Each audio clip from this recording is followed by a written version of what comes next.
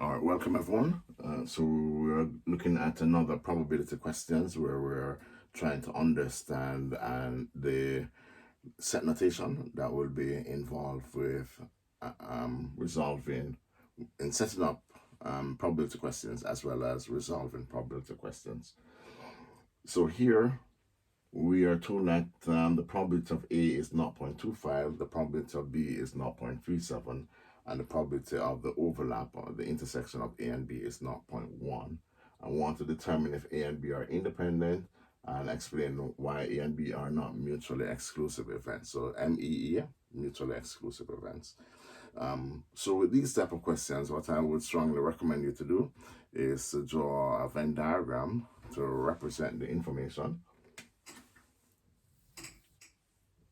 and then we can take it from there.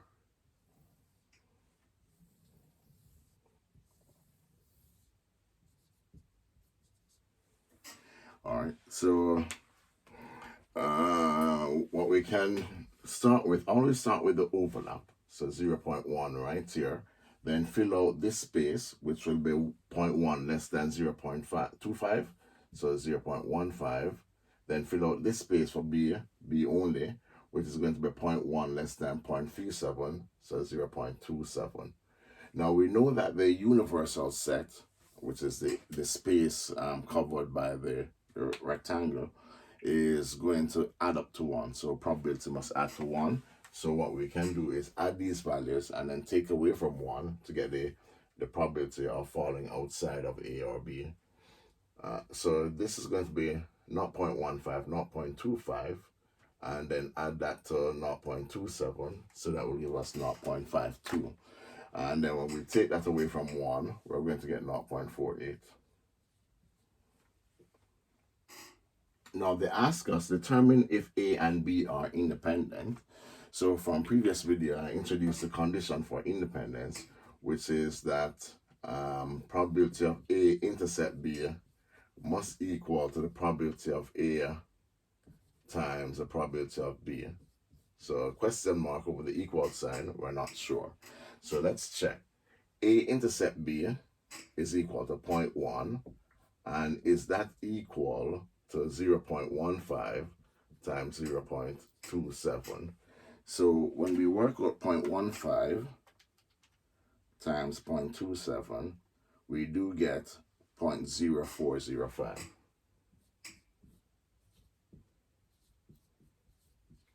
So 0.1 is not equal to 0.0405, therefore not independent.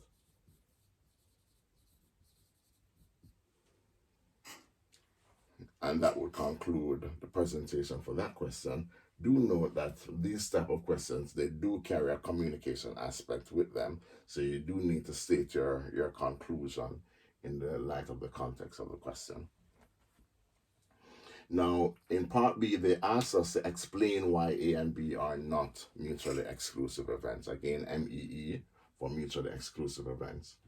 So, based on previous presentation, we know that mutually exclusive events refer to disjointed events, events that do not and cannot occur simultaneously.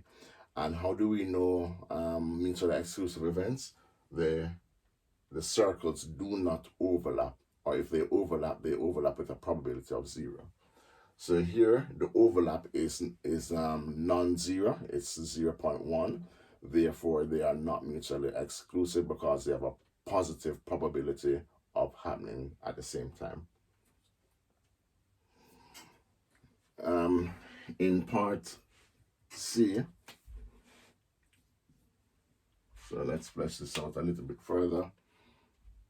All right, so let's clear up this and then have a go at part C.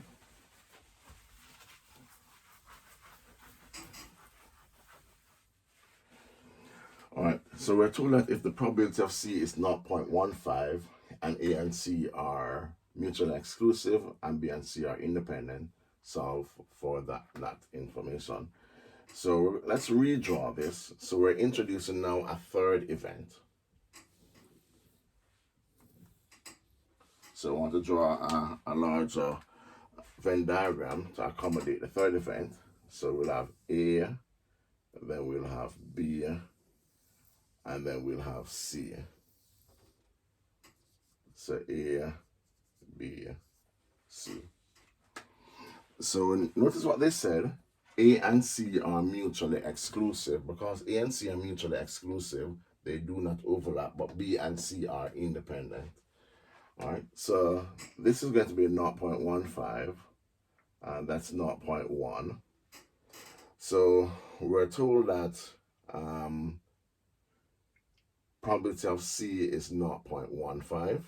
That's 0.15. And then we're also told that B and C are independent. So the probability of B intersects C is the probability of B times the probability of C. So the probability of B, we know that to be 0.37. And the probability of C, we know to be 0.15. So we multiply those together overlap. So 0.15 times 0.37. And that's going to give us 0.0555.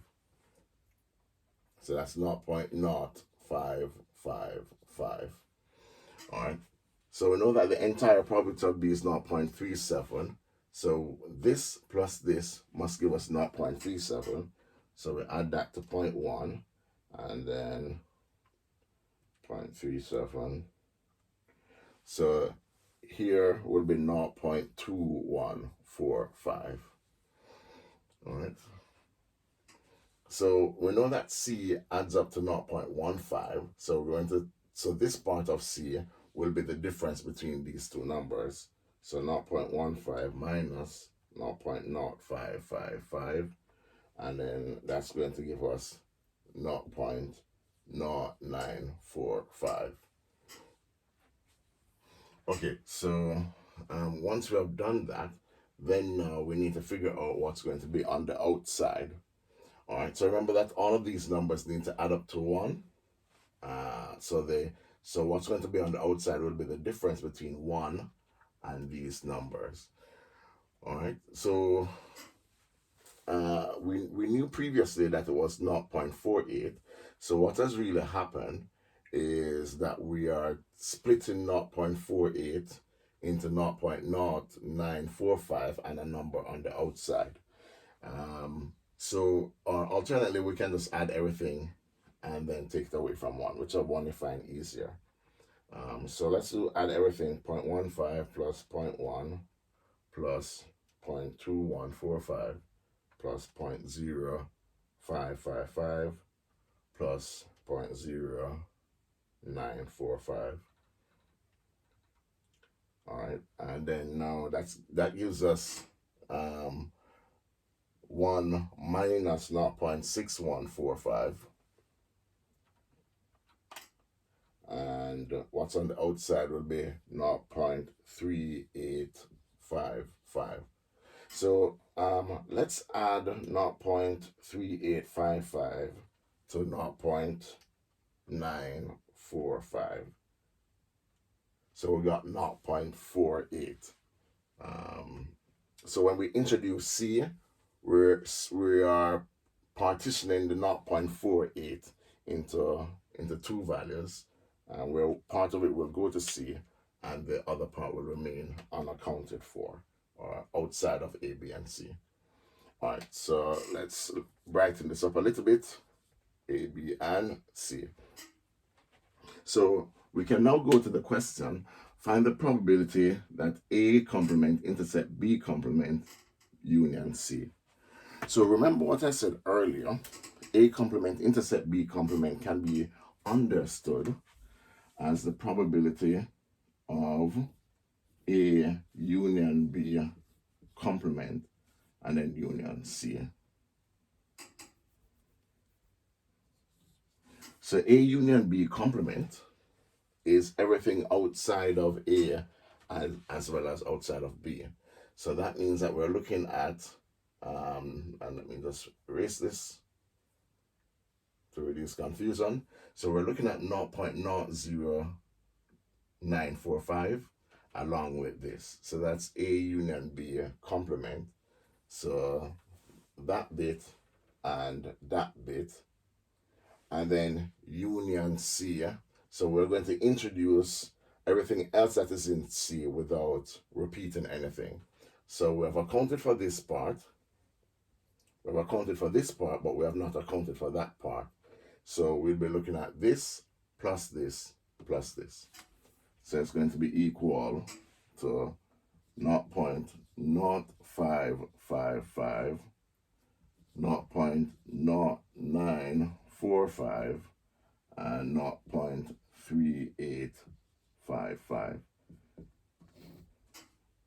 So once we add that, we should complete the demands of this question. All right, so that's 0.0555 plus 0.0945 plus 0.3855. All right, so you can leave your answer as a fraction or as a decimal, whichever one you prefer. So 0.5355.